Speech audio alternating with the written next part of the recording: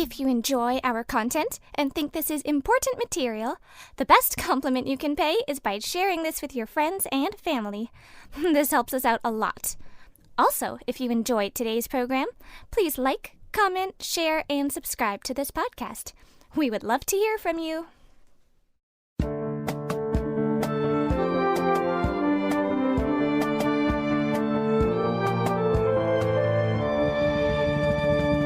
Welcome to the Truth in My Days podcast, where we defend the Word of God against the challenges of men. Hi, this is Sonia again. I'm here with Truth in My Days director John Torse for another discussion about apologetics. John, what are we going to be looking at today? We will be looking at natural theology. What's that? Well, it's also called natural revelation or general revelation. It deals with what we can know about God from nature, from the things he has made, without looking at the Bible. It's addressed in a number of places in the Bible. For example, in Psalm 19, verses 1 to 4, where we read, "The heavens declare the glory of God, and the firmament shows his handiwork. Day unto day utters speech, and night unto night reveals knowledge. There is no speech nor language where their voice is not heard. Their line, or their sound, has gone out through all the earth, and their words to the end of the world." Is natural theology important? Very much so. Why? Because it's available to everyone. Even if one can't read or has no access to a Bible, he can still know that God exists and can know certain things about him. Okay, well, even if we say that he would know that God exists, would he know that it's the God of the Bible? No, he wouldn't know it's the God of the Bible. All natural theology can show you is that God exists. That would be the starting point. And I'll show you a few other things besides his existence. It's the most basic, as I said, that he exists. And the logic is quite simple. You look out at the universe, you understand that there's a universe, it has order to it, it exists, you exist, and that raises the natural question of where did I come from, where did the universe come from? And there's really only two possibilities. The world, including you, was created or it was not created. And by the logical axiom called the law of the excluded middle, those are the only two options. Essentially, any proposition and its negation cover every possibility. So if you say this ball is red or this ball is blue, well, there are other possibilities. It could be green, it could be yellow, it could be pink. But if you say this ball is blue or it is not blue, you've covered all the options. If it's blue, it goes into the blue category. Anything else goes into the not blue. So a proposition and its negation cover all possibilities, created or not created. Now, if we were created, there has to be a creator, something to create us, someone to create us. If we were not created, we would have had to come about by naturalistic processes. Now, naturalistic processes, the only game in town really for that is evolution, cosmic evolution, chemical evolution, biological evolution. And we've discussed that at length in other programs. But it comes down to this. Creation by naturalistic processes would involve certain steps that science has shown to be impossible. You would have to have matter coming out of nothing, matter energy just coming into being out of nothing, which violates the first law of thermodynamics. You would have to have that matter energy spontaneously self-assemble into very complex structures, ordered structures. And once again, the second law of thermodynamics here, the most certain law of science, tells us that's impossible. Once you had that, once you could have these things assemble into cells, protocells, they would have to come to life. You'd have to move from non-living to living. And again, we've discovered the law of biogenesis, which says that life can only come from already living matter. So the not created option is gone. It's ruled out. You're left only with creation. So we know we've been created.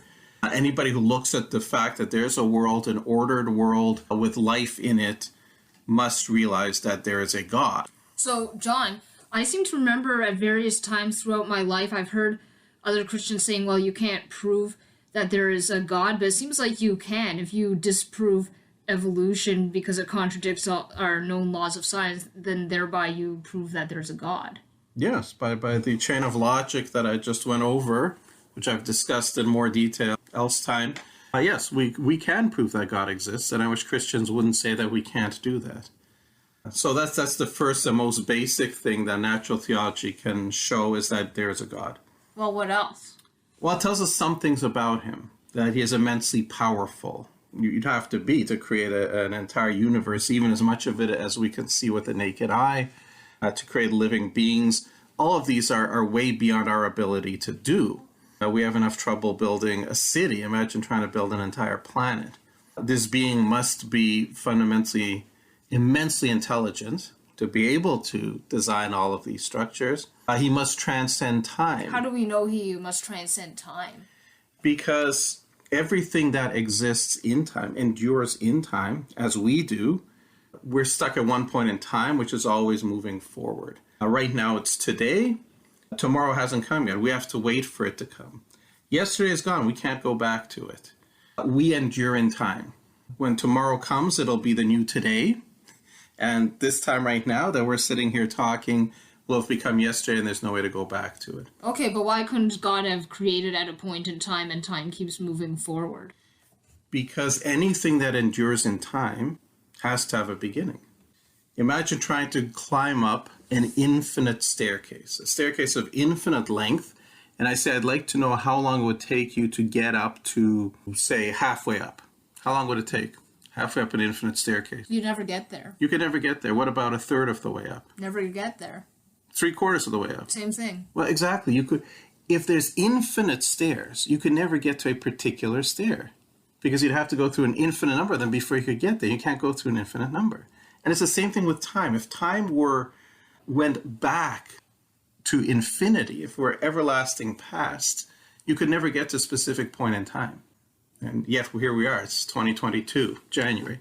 We're at a specific point in time. The universe could not have passed through infinite time, which means it must have had a beginning point. So time, which is then part of the created universe, must have come into being at some point in time.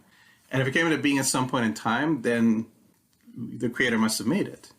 Okay, but if he's himself endures in time, he couldn't have done that. He would have had to be created by something else that's not stuck in the timeline. Make sense? Okay, so because God must have created time, he can't be in time himself. He can't have a beginning. Anything that has a beginning has to have come from somewhere. So if you say the world was created by something that had a beginning, you've moved the question back one level: who created that being? At the start of that regression, you have to have a being that's not bound in time. Oh yeah, which seems to be one of those questions that I guess atheists like to ask, well, who created God? But then here's your explanation. Exactly. God is the uncreated being and must be uncreated. So we can know these things about him. We can make certain logical implications of his existence from the fact that the world exists. Okay, so you said that this natural theology is available to everyone. How so? As we saw in Psalm 19:34, we read, "There is no speech nor language where their voice is not heard. Their line or their sound has gone out through all the earth, and their words to the end of the world." So you see, we all know, everyone on the planet knows that we ourselves exist. Well, actually, aren't there some religions that believe everything's an illusion? There are. The question then is, if everything's an illusion, who's having the illusion? That is a good question. That's a good question. People know that they exist. They know that the world exists. And they have to wonder where they come from. They may not want to wonder about it, but the question is there. The fact that the world exists and we exist in it raises that question. And so it doesn't matter what speech or language we use. It doesn't matter what language you speak. It doesn't matter even if you can't speak. These things are evident that we exist, that the world exists, and that can be expressed in any human language or no human language. So theoretically, even if in real life there were someone like Tarzan raised by by apes and isolated, he should know that God exists too. Like, everyone should know. Yeah, see, he should and he does. And in fact, it's interesting. Edgar Rice Burroughs, the creator of Tarzan, did write a short story on that very topic.